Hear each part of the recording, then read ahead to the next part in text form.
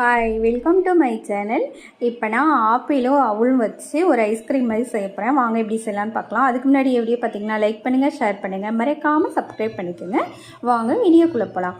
இங்கே அவள் நான் போட்டிருக்கேன். அதை நல்லா ட்ரை ரோஸ்ட் பண்ணிக்கோங்க.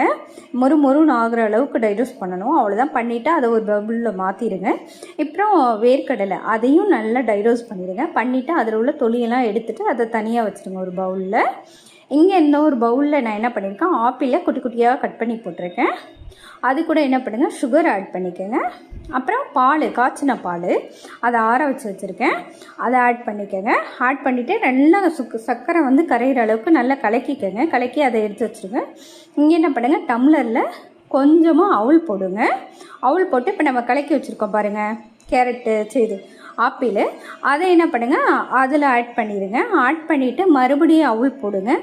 அப்புறம் வேர்க்கடலை அதை போடுங்க. அப்புறம் கொஞ்சமாக பூஸ்ட்டு போட்டுக்கோங்க.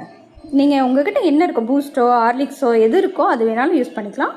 என்கிட்ட பூஸ்ட் இருந்துச்சு, நான் அதனால் பூஸ்ட் போட்டிருக்கேன். மறுபடியும் ஒரு லேயர் போட்டோமா, அடுத்த லேயர்லேயும் அதே மாதிரி லேயராக அடிக்கிடுங்க. அவ்வளோதான். இதை என்ன பண்ணுங்கள், ஃப்ரிட்ஜில் வச்சுருந்துட்டு 2 மணி நேரம் வச்சுருந்துட்டு எடுத்து சாப்பிட்டிங்கன்னா அவ்வளோ ஒரு டேஸ்ட்டாக இருக்கும். நல்லா கெட்டியாயிடும். சாப்பிட ஐஸ்கிரீம் மாதிரியே இருக்கும். அவ்வளோ ஒரு டேஸ்ட்டு. என் பையன் சாப்பிட்டு பார்த்து செமையாக இருக்குன்னு சொன்னான். அதனால தான் இந்த வீடியோ போடணுன்றதுக்காக நான் போட்டுட்டேன் உடனே. கண்டிப்பாக ட்ரை பண்ணி பாருங்கள். ட்ரை பண்ணி பார்த்துட்டு எனக்கு லைக் பண்ணுங்கள், ஷேர் பண்ணுங்கள், மறக்காமல் சப்ஸ்கிரைப் பண்ணிடுங்க. Thank you guys. பை.